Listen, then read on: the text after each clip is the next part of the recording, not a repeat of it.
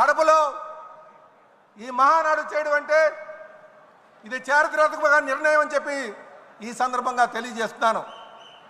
సుమారు 40 సంవత్సరాలుగా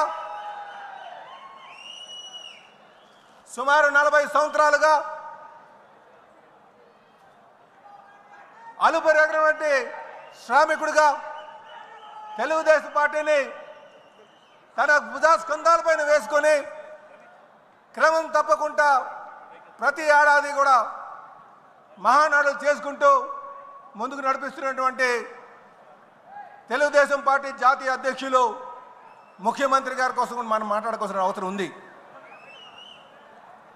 నిజంగా వారు ఎన్ని ఒడిదొడుకులు వచ్చినా, ఎన్ని కష్టాలు వచ్చినా, అలాగే ఎన్ని సంక్షోభాలు వచ్చినా, ఎన్ని నష్టాలు జరిగినా పార్టీని క్రమశిక్షణతో నాయకులకు దిశనిర్దేశిస్తూ గత 40 సంవత్సరాలుగా పార్టీని నడిపిస్తున్నారు. నిజంగా ఈరోజు మనం కమలాపురంలో సీకేదండి మండలంలో పబ్బాపురంలో జరుగుతున్నటువంటి ఈ మహానాడు సాక్షిగా మనమందరూ కూడా వారికి అండగా ఉండాలి, వారి అడుగుజాడల్లో నడవాలి, మంచి నాయకులుగా తయారవ్వాలని చెప్పి ఈ సందర్భంగా తెలియజేస్తున్నా.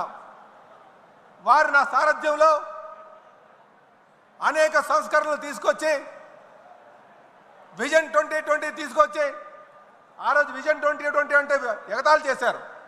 కానీ 2020కి వచ్చిన తర్వాత ఆ విజనరీ లీడర్ యొక్క ఆలోచనలు ప్రపంచం అంతా కూడా గమనించింది. What CBN things today the nation things tomorrow అనే విధంగా వారి ఆలోచనలు ఉంటుందనడానికి విజన్ 2020 నిదర్శనం అని చెప్పి తెలియజేస్తున్నా. అలాగే ఈరోజు 2047 స్వర్ణాంధ్ర అనే విజన్ తీసుకున్నారు.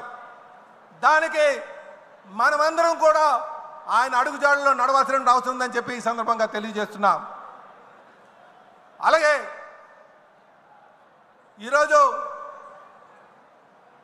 కాలానికి అనుగుణంగా నిర్ణయాలు తీసుకుంటూ యువగలం ద్వారా యువతని పార్టీలోకి తీసుకొచ్చి జవసత్వాలను చేకూర్చినటువంటి లోకేష్ బాబు కోసం మనం మాట్లాడుకోవాల్సిన అవసరం ఉంది. కార్యకర్తలందరికీ అండగా ఉంటూ వారి సంక్షేమాన్ని తీసుకుంటూ వారికి ఏ కష్టం వచ్చినా సరే ఆదుకుంటూ ముందుకెళ్తున్నటువంటి తీరు, అలాగే వారు మనకి